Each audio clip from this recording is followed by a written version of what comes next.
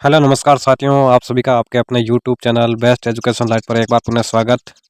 साथियों, आज अपन चर्चा करेंगे आपका सोशल साइंस का जो 7वां अध्याय रहने वाला है, वन एवं वन्य जीव संसाधन। जो इसके शेखावटी मिशन 100 के जितने भी मोस्ट इंपोर्टेंट क्वेश्चंस है उनकी अपन यहाँ विस्तार पूर्वक चर्चा करेंगे। तो इसमें आपका जो कुल अंक पार रहेगा वो 2 अंक का रहेंगे। इसमें एक वस्तुनिष्ठ क्वेश्चन आएगा और एक अतिरिक्त गुणात्मक क्वेश्चन आने वाला है। तो आइए देखते हैं इसके जो जितने भी मोस्ट इंपोर्टेंट क्वेश्चन है। जिसमें पहले वस्तुनिष्ठ क्वेश्चन है पहला कि 1988 में किस राज्य ने संयुक्त वन प्रबंधन का पहला प्रस्ताव पास किया। तो ओडिशा ने यहाँ पर पहला प्रस्ताव पास किया था। दूसरा क्वेश्चन है कि टिहरी के किसानों द्वारा किस अभियान ने दिखा दिया कि रासायनिक उर्वरकों के प्रयोग बिना भी विविध फसल उत्पादन व आर्थिक कृषि उत्पादन संभव है।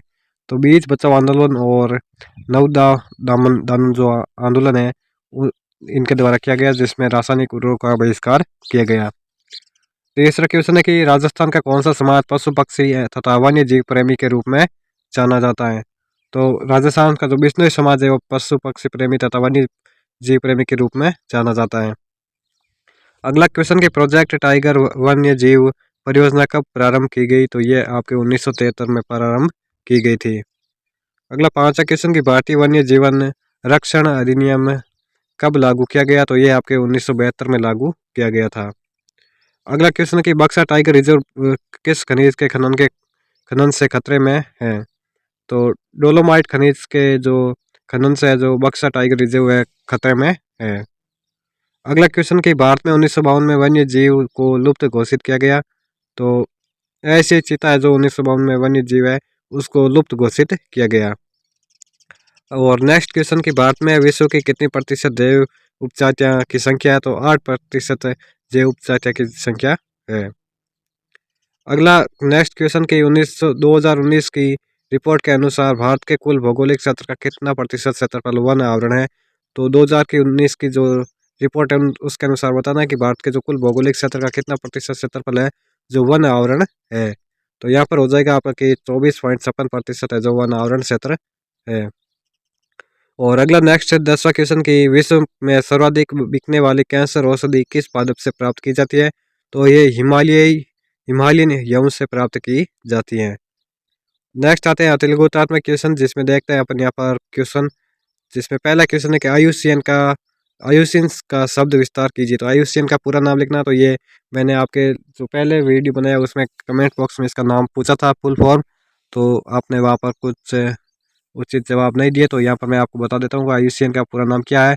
तो आयुषियन का पूरा नाम है अंतर्राष्ट्रीय प्राकृतिक संरक्षण और प्राकृतिक संसाधन संरक्षण संघ। तो ये इसका पूरा नाम हो जाएगा।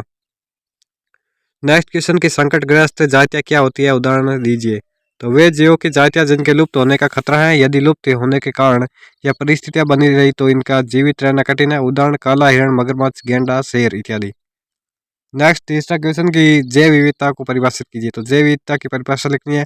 तो इसमें हो जाएगा कि पृथ्वी के स्थलीय जलीय भाग पर अनेक प्रकार के जीव जंतुओं तथा वनस्पति का पाया जाना ही जैव विविधता है। नेक्स्ट चौथा क्वेश्चन भारत में तथा विश्व में जैव विविधता कम होने के कारण लिखिए। तो इसके कारण लिखेंगे कि मानव द्वारा अंधाधुंध वनों की कटाई से जीवों के आवास का विनाश होना, मानव द्वारा जीव जंतुओं का अत्यधिक शिकार करना अथवा मारना, मानव द्वारा जनित वायु प्रदूषण, जल प्रदूषण, मृदा प्रदूषण, हरित गृह प्रभाव इत्यादि। और चौथा हो जाएगा कि मानव द्वारा अनेक रासायनिक व कीटनाशकों के उपयोग द्वारा जीव जंतुओं एवं वनस्पति का नष्ट होना। नेक्स्ट पांचवा क्वेश्चन कि मानव के लिए वन्य जीवों का महत्व अथवा संरक्षण की आवश्यकता है समझाइए। तो पारिस्थितिकी संतुलन को बनाए रखने के लिए प्रत्येक प्रजाति का संतुलन संख्या में जीवित रहना आवश्यक है तथा वन्य जीवों के संरक्षण द्वारा ही जल, वायु, मृदा की मूलभूत संरचना का बना रहना संभव है। नेक्स्ट छठवां क्वेश्चन की प्रोजेक्ट टाइगर है वो क्या है, तो समझाइए। तो ये बाघ के संरक्षण के लिए बनाई गई परियोजना है। बाघ वन्य जीव संरचना में महत्वपूर्ण जंगली है माना जाता है। 1973 में इस परियोजना की शुरुआत की गई है।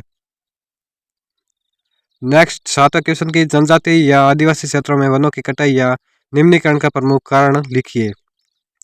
तो पूर्वोत्तर तथा मध्य भारत में स्थानांतरण या स्लैंस और वन खेती के चलते वनों की कटाई या निम्नीकरण हुआ है। आगे आता है आठवां क्वेश्चन की निम्नलिखित को सम्मिलित कीजिए। तो यहाँ पर आपको मिलान करना है। तो इसके मिलान किया गया है कि सुंदरवन, बक्सा टाइगर रिजर्व, तो ये हो गया आपके पश्चिम बंगाल। और दूसरा है कि कॉर्बेट राष्ट्रीय उद्यान, ये उत्तराखंड। और अगला मानस बाग रिजर्व, ये असम। अगला पेरियार बाग रिजर्व, ये केरल। और बांधवगढ़ राष्ट्रीय उद्यान, ये आपके मध्य प्रदेश में है। और नेक्स्ट अंतिम है कि सरसिका वन्य जीव पशु विहार, तो ये अपने राजस्थान में स्थित है।